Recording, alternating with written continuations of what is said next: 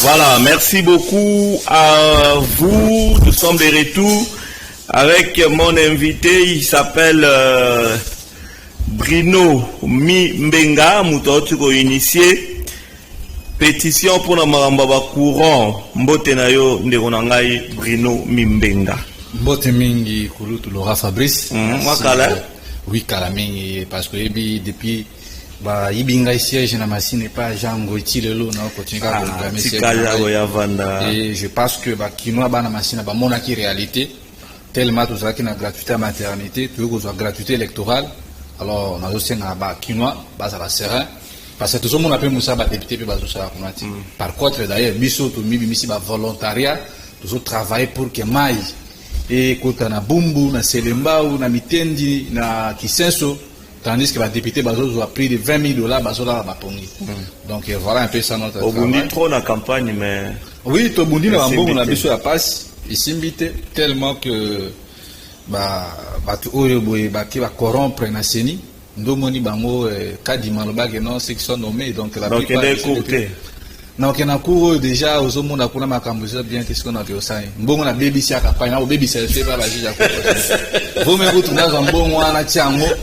Na manocha pression. Oui. Donc bon c'est la biso courant, c'est la biso banzera.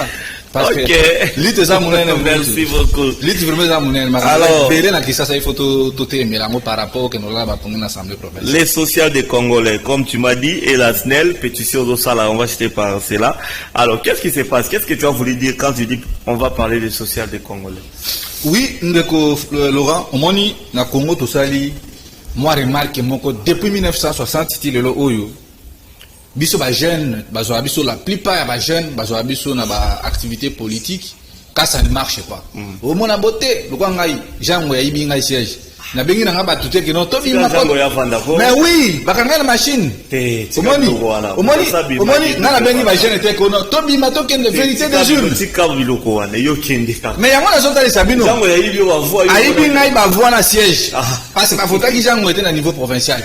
Bon allons-y omoni parce que la police congolais va se la faire oui là au mabe hein oui ndeko yi ça na biga za pembeni ya jango aya et ça problème té allez-y ba jeune soki ba politicien makamuna bango simbité bayaka to bima na balabala to tumba ba pine to kende boy mais biso siko totali to bi non lelo to ça na 2024 donc 64 après indépendance il faut to changer makam jamais chez mon ali pe matina bumbu okena masino okuta primo suso kuna na gombe okuta do na kishina Congo abo muta cha prix na ndinga lingi makambo za vraiment ko toucher terrain direct ya population o mafuta o transport ndenge nani ngoposo so ngokoso so ina nyo ngokoso prix ya transport na kisasa yeba na ati OVD ba manzele ko ba boulou dans désordre wona zo mona keza ba réalité o zo toucher direct population mais ba politicien ko na biso ba sala ka vraiment attention na côté wana te ndo mona ki biso to zwa ki idée li kanisi to bino soki to komi lelo côté le mira ba mandataire public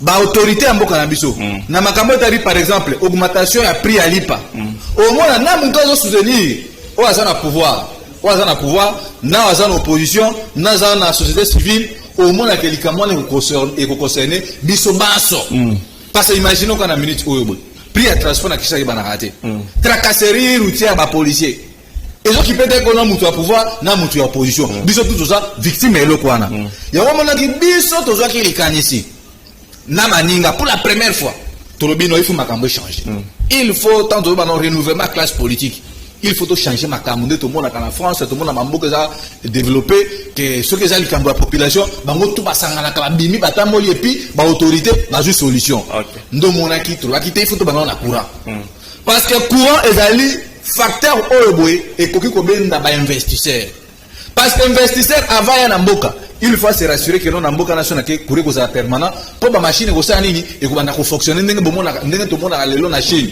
industrialisation oui industrialisation ndenge ba bisa biso que non monsieur Tshisekedi dabaki ke a ko misa Congo allemand d'Afrique mais pour to comme allemand d'Afrique combien d'industries déjà aux opérationnelles pour l'industrie n'est opérationnelle ils ont c'est courant et on mona kana ba Chine wala maya kalamu o ba maya makelele ba rivière na ba ruisseau presque tout et ça électrifié donc ba tia courant donc na ba barrage chaque village chaque secteur chaque territoire ba ville na bango et ça éclairé parce que ba pesi priorité na nini na électricité pour ebenda ba investisseur. Très bien. Alors, biso siko totali to bino. Quand tu dis biso bino madame. Biso ba Bruno Mimbenga ba Merlin Vuvu ba Ndeko Floribea ba madame Nassi ba maître Jacob, oui, lui aussi il est parmi ba Ndeko Mitterrandimi ba maître Claudine Ombas, tozali vraiment émêlé. Tolobino il faut to bana na courant parce que ngai ratika ko mona courant mukolo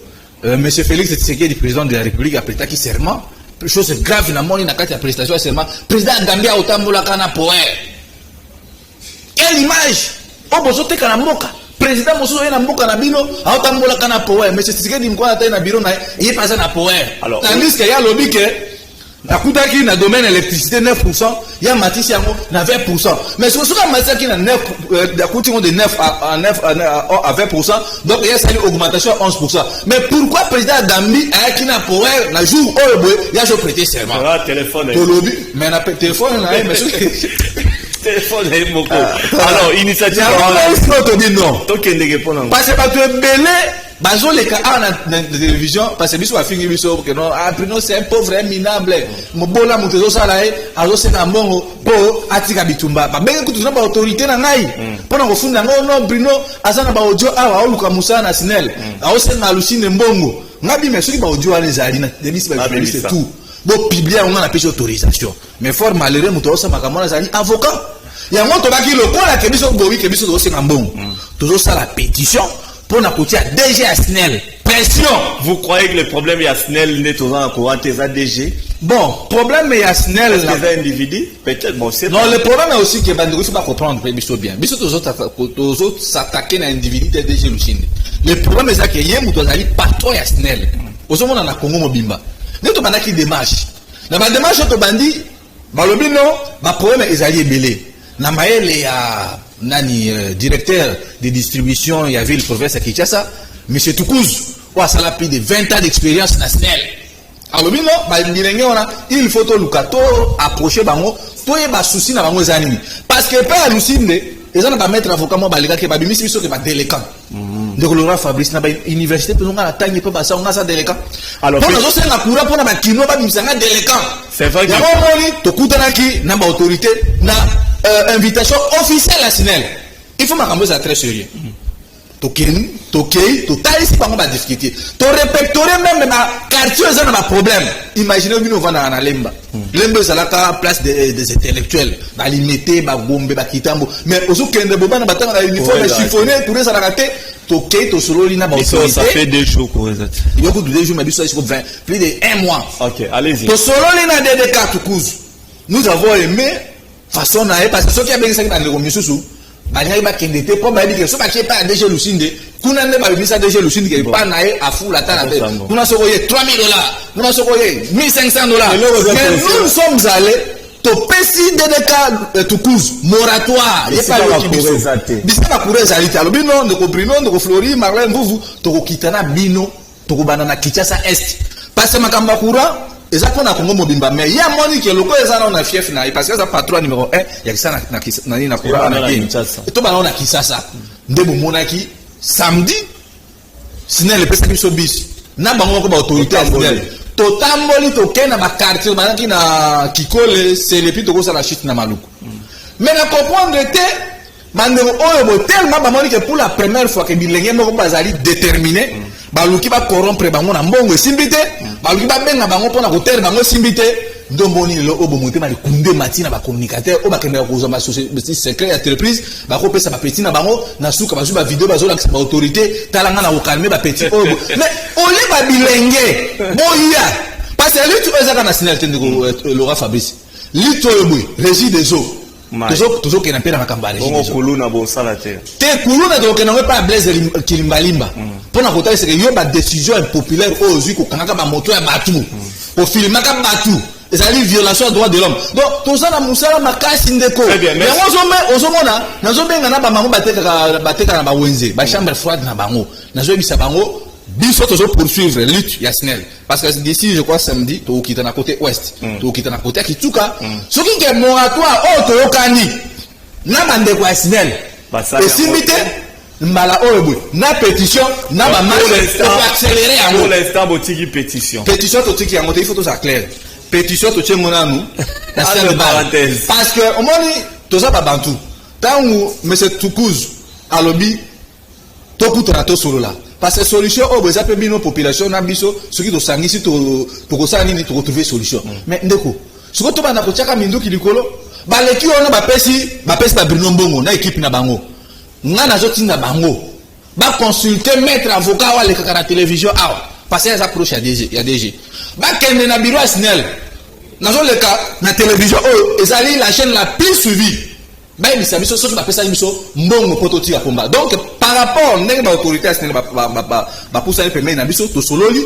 on ne peut pas être dur na bango parce que morato pesa ni pétition to alléger pétition et le but est que nous bitumba là combien de signataires na minute oyo bokola ndenge to stoppa ki na bande ko zo ki décision lokola ba autorité ba approcher biso to ko manifester quand même policier c'était na minute oyo nous avons pris de 35 000 signataires ya pétition on a mais au moins qui mo ko sumba ki rama pe so 4 rama papier duplicateur na saki ko tuna ba to ba edenga papa mo abi Bruno ko se terrasser na ko ba sela bino 7 rama papier duplicateur parce que tant que aussi ça qui courait se rétablir to ke na makambo ya régie des eaux ba komelisa ba kinwa ma ya foko to ke na OVD au moins que ba député ba kozala mo pardon musala ba député okufa parce que on a dit mouvement de pression au biso to tient en place pour défendre intérêt à la population parce que tout aujourd'hui par exemple ba opposant yo mona opposant comme déjà que non population to bima poli pématique jamais yo mona ba opposant ba bima déjà que non kuna transport non nga bana ko on a Pascal boulevard na foot à l'époque na ba 2015 on a na élève 1500 francs 2015 avec élève non oui na 2015 R n'a présenté jamais d'état dans j'étais élève. À l'époque, on a donné à Pascal 10 boulevards, 1000 francs, 1500 francs. Mais les lots, pas comme on a boulevard à Pascal, au foot à 4000, 10 000 francs. Grille tarifaire est ali, mais ça les m'a raté. Non, mais au moment où gouverneur, il y a un autre imposé par un prêtre, que le gouvernement a aussi. Oui. C'est aussi une bonne manière de faire les choses. Tout à député, tout à ministre. Si vous le faites sincèrement, honnêtement, vous n'êtes pas corrompu. Bodo salango pona souci social à Congolais. C'est une bonne parce que mututu na oche sobiso 2 jours na lemba côté naza courir ça fait na route changer ba téléphone. Bino bo sali 2 jours. La réalité courant mutaro boy en route até. Réalité mai route moi. Tu vois, bah réalité c'est moi. Tous ça ba quartier to ba to ba mai ba kebo. Mai nenge kune pa na bumba pe loki na libulu mo bo bimisi mai. Mais na kisasa siko to vivre réalité. Donc ndeko loka Fabrice. Pour la première fois na Kinshasa yo moni pe bilenge pe na ba sali na un mois likamba pétition courant. Beaucoup féliciter bisou. Mais comment on va tomber sur la na prison ane ba biba na ko lesa ba mo bientôt ba bimi ba changer langage. Yo so mo la mère c'est langage na ba na ba makamba courant c'est ça vraiment que no ba corrompre bisou. Il n'y a pas une main noire. Imaginez, il n'y a pas une main noire là-dessus parce que bisou na ba ne ko vous to banda combat pour makamba ko de terrain population très longtemps. Je pense que déjà Lucinde, il a compris que non tout ça batu ote ba bimisa ke biso pa ba avocat que non ba déléquent parce que maître avocat lobby wana to tanga na université moko na maître avocat oh le makamba SNEL to tanga na université moko on comprendre to tanga na université moko c'est dur hein attends-toi à des réactions hein. Mais oui to tanga na même université pa basango donc nous avons presque une même formation académique donc comme Misa Bruno na ba ninga que non c'est un déléquent quand on revendiquer ba droit na biso la constitution na article 48 lobino congolais a droit à logement décent. On a droit à l'électricité, maï, transport. Peuple a aussi nani. Moi natanga, soit qui na abeli, qui na hôpital va soigner. C'est ce que nous voulons. Et on pose au monde dans ce na mais c'est que nous allons konziamboka aïe ba kota parce que na moi na tuki na a tuni que non bolingi na gouvernement oyeboy na reconduire nani. O mona. Yes que faut ça la maïle na ye. Nande ko kiste kabuya oba no maki informateur. Makamba ya gouverneur qui ça. Parce que j'avais des ambitions à postuler. Ma démarche est ça en cours. Et est-ce que il ne faut pas valider un peu à niveau, il y a parti dans mission. Concentre-toi sur eux, ça. Il faut qu'on embrasse. Non, il faut qu'on embrasse l'intérêt général de la population. Qui trop embrasse. Il risque d'être trop. Non. Qui trop embrasse, mal. Non. Voilà. Non, merci beaucoup, mon frère. Mais moi, je pense que pour la Makamba gouvernorat qui ça, bande qu'on a vu sur IDPS, il y a des progrès dans les autres conseillers, bango. Baetika, pour ça là. par émotion ko ça par sentiment. Nazo bi c'est pas plusieurs fois awa.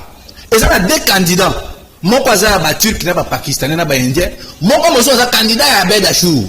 Donc ceux qui les lot bazui gouvernorat ya Kisasa. Moi bango obi ngai na bana ko ça na société moko à place na Kisasa awa.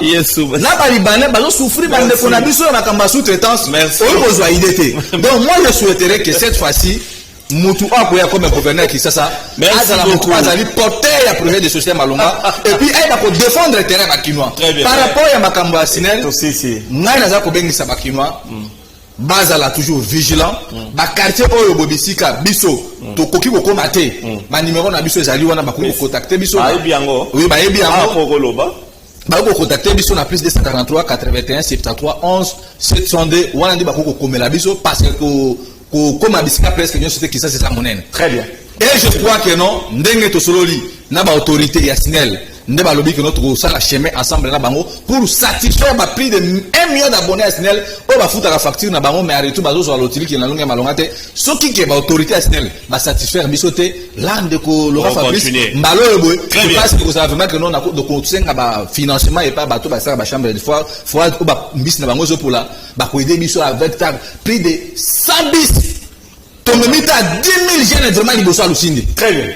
Merci beaucoup. Souvent autant la vraiment que non, ceux qui vont en balloir pour résister mais moi je crois que ndenge ba kolo ba kanon so ba rassurer bino. Ba rassurer biso. Je pense que non, courage et kuya. Merci courage yete lutte na biso to ko poursuivre ngo jusqu'au bout jusqu'à ce que to kozwa un ingénieur auti na Ista et puis à ça du domaine et là on peut so bo makongo ezali ba kozwa mutuma ba sala agronomie. Bache na santé bazui muto asala nini oyo mécanique bazui ba commissaire médecin à hôpital mama yemu c'est ça aussi qui tue le Congo. Vous comprendre cette fois-ci il faut tisser la veille na biloko wana. Très bien. Vous comprendre musa ma casse. Merci. On a santé moyen exact parce que député bazo il y a $33,000 biso pour l'intérêt général pour tout le Fabrice. Merci beaucoup Bruno Mimbenga. Alors tu restes là, le temps là, si ça n'a continué l'anniversaire, mais avant c'est là, Joël Pembele, on va saluer Joël Pembele, coup de gaz, salut la fondation KMC, Kayudi Misamu Koko, les bâtonniers, des bonnes choses à vous et les SG Emma Loussou, c'était de la part de Joël Pembele et il continue pour saluer les directeurs, managers, les boss Chris Ogonus, établissement Otoboube Real Japan. Merci beaucoup à vous. Bon mardi, de très très bonnes choses au président Simon Ikamba, 3 fois boss, 3 fois patron, 3 fois président, les petits bétons. Très très bonne journée à vous, Simon Ikamba, 3 fois boss, 3 fois patron, 3 fois président, les petits bétons. Très très bonne journée à vous. Je salue également ce mardi, c'est lui qu'on appelle la main sacrée, hyper puissant, Dixit, Jibin Piana, papa chéri, maître Pouloussi et K. Hugues. Très très bonne journée à vous et je salue tous les cabinets, maître Dodo Ndondo, Bolumbo Yampese, à maman Ange Awazi, je salue maître Dodo, maître Dadou Booto, maître Pierre Louboya l'Argentier, maître Dani Kanda, les lauréats du barreau, maître James Mavinga, maître Don Michel Makengo, pourquoi pas maître Ben Njoli, tous à côté du maître Pouloussi et Kaig, la main sacrée, hyper puissant. Donc, Bakala Mingite, Toza déjà ROCP là, avec maître Pouloussi et Kaig, la main sacrée, hyper puissant. Alors, ceci dit, chapitre des anniversaires. Ouh. Tata Mobitch, Adolphe Dominguez fête son anniversaire aujourd'hui. Il s'appelle Freddy Tankidi, notre caméraman. Il fête son anniversaire aujourd'hui. Jovial et joyeux anniversaire à vous, Freddy Tankidi. Longévité, succès, bonheur, réussite. Je ne vous en dis pas plus. Suivez